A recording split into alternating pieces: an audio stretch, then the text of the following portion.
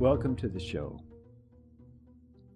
At the moment, I'm in Lima, Peru, and I'm broadcasting to North America, Central America, South America, Europe, Asia, because we're all one. I'm a speech and language pathologist and a conscious channel. 1996, I went to heaven, received a blessing to work with angels. My dedication now is strictly enhancing consciousness on the planet. That's what it's all about. This is the initial show. You're a participant. Your responsibility for your own consciousness. Think global, act local. So this is a series. Each one's going to be a little different, focusing on somewhere where spiritual growth occurs. Please benefit from this and share with your loved ones. Enjoy.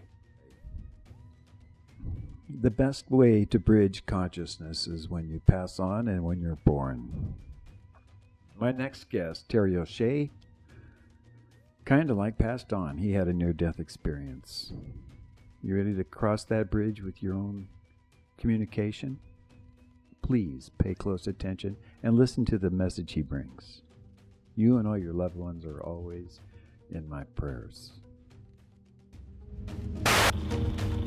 From where did you come from? Where are you now? And where are you going? Welcome to the Sam Bell Show, elevating consciousness one soul at a time. Well, welcome to the show. Tonight we have a special guest and future field reporter, Mr. Terrence O'Shea. No, it's Terry. Terry O'Shea, and don't interrupt the host. And some know him as Dr. Cat. Terry, welcome to the show. Thank you, Sam. I'm glad to be here. So, also, Jarrett's in Berlin. So we have the backup for Jarrett, our co-producer. Say hi. Hi. Fernando. Stick your face over here, Fernando. Come on. You got to be in the picture. It's serious. Okay, here's Fernando. Hi, Fernando. Okay, thank you, Fernando. And we all have to say a prayer for Fernando. But if it's not for Fernando, we wouldn't be here right now. Isn't that right?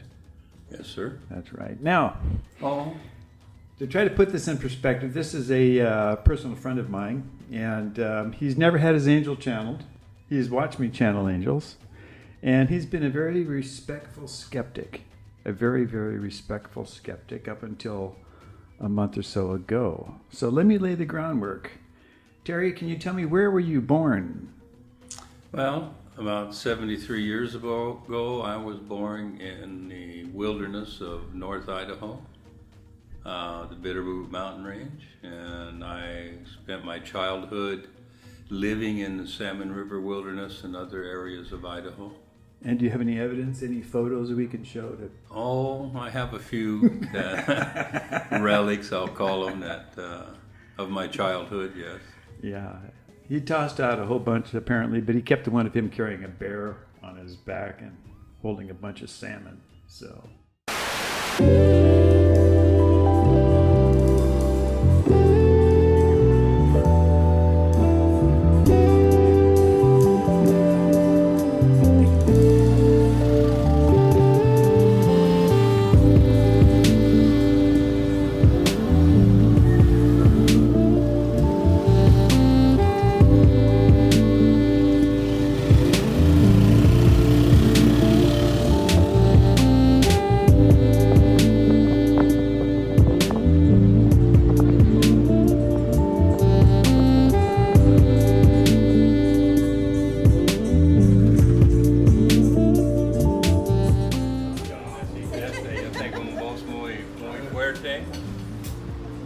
Este es un gran honor para estar aquí con ustedes por esta inauguración. Yo fui un socio de este club hace 20 años y durante mi tiempo aquí yo donar muchas cosas por la club para mejorar. Cuando yo regreso un año pasado y comencé jugando aquí de nuevo, me gusta los cambios y todo y todavía me gusta participar en los mejores por la club, por la toda gente. So, hoy día eso es un gran honor en mi parte y gracias.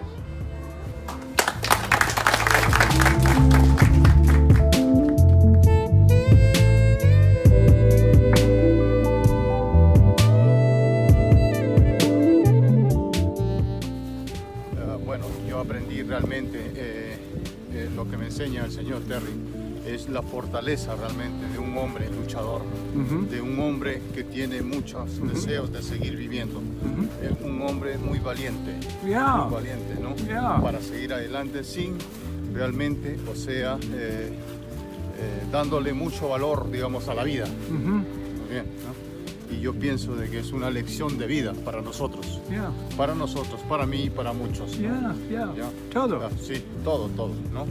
Y la verdad, yo me siento con esa mentalidad de poder adelante seguir. Fantastic. Gracias. Thank you. Thank you. Yeah. You did a good job, boss. Okay. Uno.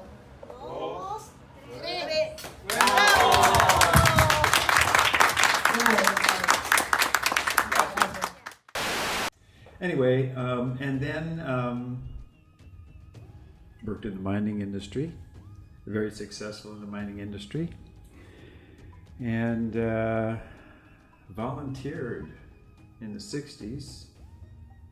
Is that correct? You volunteered, right? Yes, sir, for Vietnam. Sorry. In the small town that I lived in, Yeah. and especially in Idaho and Montana, with the small populations, your chance of being drafted in the Army Yeah. was probably 100% at that time. Yeah.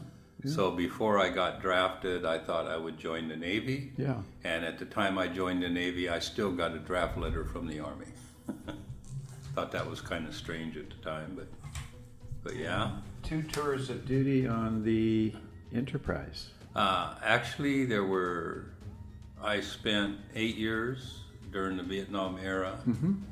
I made several tours to Vietnam on USS Ranger and then the USS Enterprise. And sounds like a really cush job. Really, it's not. I was involved in aircraft maintenance, which meant I worked as a plane captain on the flight deck and was still considered one of the most dangerous jobs in the world. I wouldn't doubt it. And your life expectancy was about 30 days at that time. Each tour of Vietnam, we did lose people off of the flight deck. And unfortunately, in Hawaii, about 1968, I think it was, we had an explosion on the USS Enterprise off the coast of Hawaii, and we lost 83 people during that fire and stuff like that. So, not a cushy job. And you participated, you were there at that event. Oh, yes. I often share, and I'm helping people connect to the other side. The earth is a school, and the more loving you are, the more difficult your lessons. So obviously your lessons were challenging lessons. So it reflects you're a very loving person. Now, to jump forwards, 3-4 months ago, I'm flying off to California, and my wife gets the message that my best friend, golfing buddy, has a, what do you call that thing you had? A brain tumor. Brain tumor. Show him the. Well, I don't know if it's still visible, but I make a joke that my doctor was a veterinarian because he left a horseshoe in the side of my head. It goes from the front up around and then down the back of my ear right here. Anyway, so you've probably read, if you read my blogs or watch my shows, I mentioned that the more loving you are, the closer you pass to your birthday. Again, the more loving you are, the closer you pass to your birthday. So I asked my wife, I go, oh no, Terry's got, no. When's his birthday? Oh, it's coming up. I'm like, oh no. So I'm like, well, kiss him goodbye. Finally get a golfing buddy that's cool. Next thing I know, his wife's on the phone. Terry wants to talk to him. He just came out of his surgery. Now, you need to bring us up to speed. So you go in, they shave your head, and then what? Well, I don't know if they shaved my head. Okay. I went, the morning of the operation. Operation was going to be in the evening.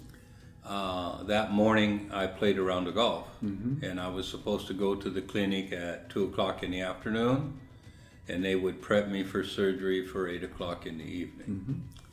So I did all the things you're not supposed to do. I had a beer, you know, that was like the death dagger and all that stuff. But I did make it to the hospital. They had problems putting needles in my arms and stuff. The veins seemed to be collapsed and things like that. And then along about 8 o'clock in the evening, they wheeled me into a pre-operation room or something like that. Oh, I didn't know it was in the evening. And when they wheeled me in there, I thought it was my garage. You know, it had mop bucket and toolbox and things like that. I'm laying on the gurney and I'm looking at all this stuff. I go, what? You know, and then that's about, I remember that they moved me from there to a dark room, and then my whole life changed at that point. I went into that dark room and some things happened that made me a believer. Let's put it that way. It was a life change experience. Not in the sense of death and stuff like that. It was such a blessing. I met an angel. I also saw this great big bright light that everybody talks about. Not everybody, but what everybody talks about. But it isn't just a beam of light. It was a whole encompassing white experience. And it was so fantastic. I remember yelling at the top of my lungs, wow, this is cool, this is what I like. And you know, and I asked my doctor afterwards, did you hear me yelling? And he said, no, you didn't say a word. Didn't say a word. Well, during the time of the operation, some experiences happened. I remember I was down on my hands and knees looking down at the earth from up above. Well, let me stop you here. Yeah. So you're in the darkened room, and then the next thing that happens is you're up above your body, looking down? I'm looking down, yeah. At the earth. At the earth. So you're somewhere seeing down to the earth. Yeah, yeah. Okay, like an orbit or something. Yeah, like an orbit. Just, okay. You know. And then what? But it wasn't the blue marble that everybody talks about. It was a little more obscure. Yes. But I saw a lot of balloons and I saw a lot of fireworks and things like that, you know. And I'm looking at it. I remember looking and seeing these things rising up. And then I remember somebody touching me on my shoulder here, on my right shoulder, and I looked, and it was an angel. Yeah. It was a woman. Yeah. Dressed in a green chiffon dress with white piping. She had blonde cropped hair, and she was looking down with me. And she said, Terry, this is for you. These are all the good wishes from your friends. Yeah. And that's not a minor detail, because a career of helping people with unconditional love, not greedy love, you have a lot of people who actually love you. And with the internet, you sent out a bunch of emails to people say a prayer for me. Yeah, dang it, I need it. That's what they were, prayers. And the part that thrills me is you had that touch on your right shoulder, and I know who touches you on your right shoulder, because they did touch you on your right shoulder. Can you explain a little bit more that episode when your guardian angel touched you on your right shoulder? Well, I was on my hands and knees, some type of platform. Don't really understand what it was at the time.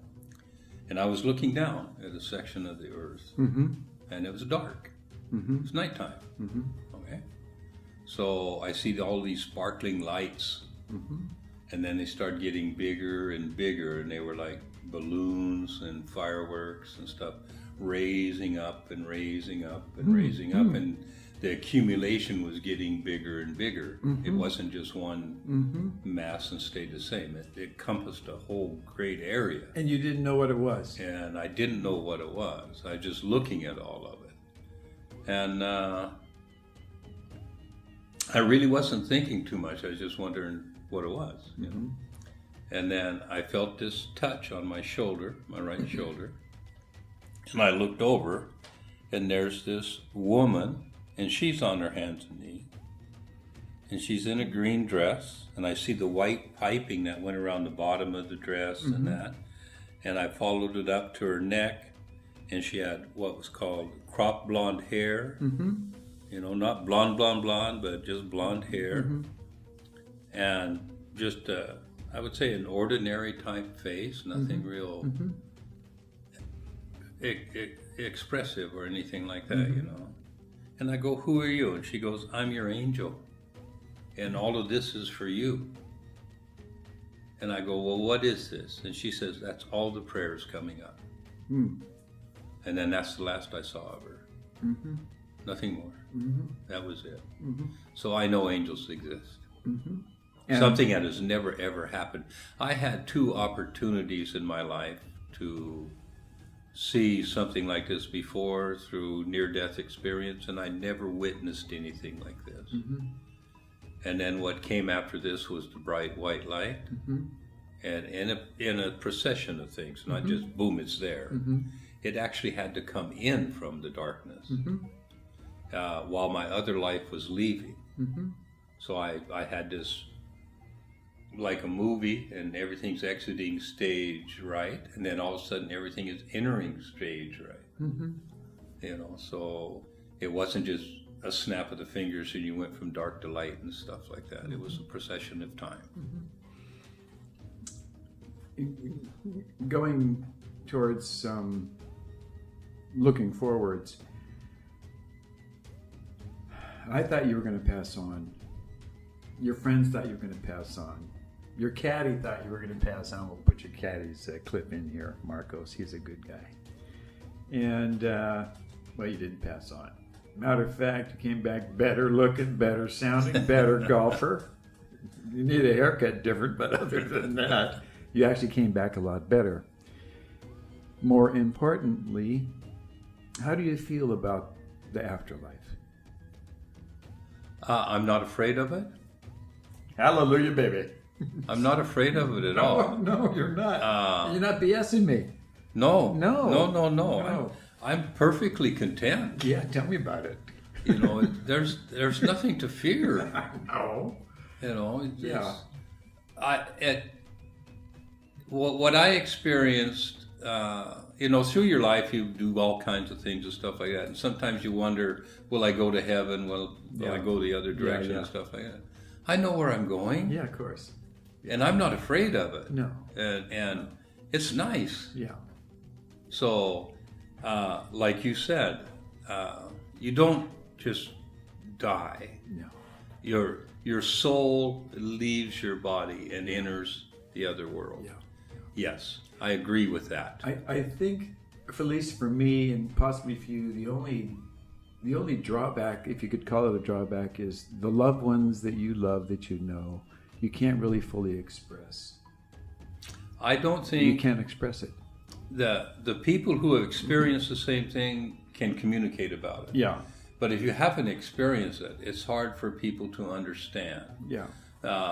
There's been recent activity throughout the world to generate interest in extraterrestrial, spiritual, and divine being and things like that, with more documentation proving that it's real. And man, there is a spiritual world. Yeah. Yeah.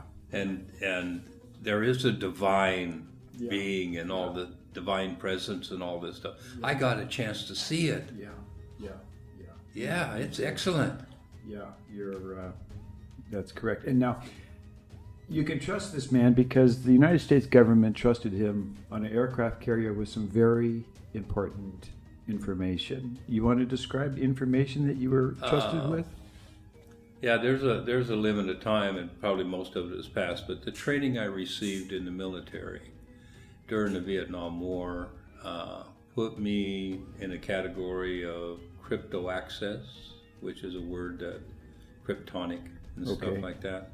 And I had to work on some machines that were voice scramblers and things like that, and couldn't talk about it or anything like that. So yeah, I had a secret clearance with the crypto access.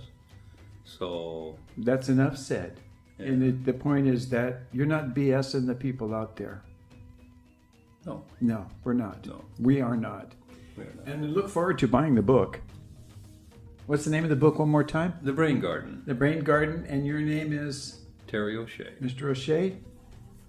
We're going to get to work on this book. Yes, yeah, it's, Fernando, thank you for making this happen. yeah, You and Thank all your you for loved that. ones are always in our prayers. yeah. Bye-bye. Thank you, Terry. I know I've benefited from seeing the before and after Terry. And I think each of us that has witnessed this and is now able to watch this on video has learned something and can benefit from it. So he and I will be working on the book diligently. And next week, I'll probably give you an update on the book, I hope. I know I'm seeing him later today. We're going to dive into a very, very interesting documentary that I produced of myself and my guardian angel, Daisy, where she brought me to some missing girls' shoes. And the mother was on the Sally Jesse Raphael show with the FBI psychic. The FBI psychic gave her a piece of paper with the name Bell on it. And the mother and the father learned that I brought homicide detectives to the shoes right afterwards. It was amazing. And I documented it. Just truly, truly amazing. And we'll be looking at that show. And I worked with Fargo Countermeasures with Mr. Leo Jones and used my skills to identify items and objects and people as needed, which was a wonderful thing to do. It was quite helpful. So that next show will be a thriller also, plus some other things. I believe we have something coming in from India. Okay, you and all your loved ones are always in my prayers. Bye-bye.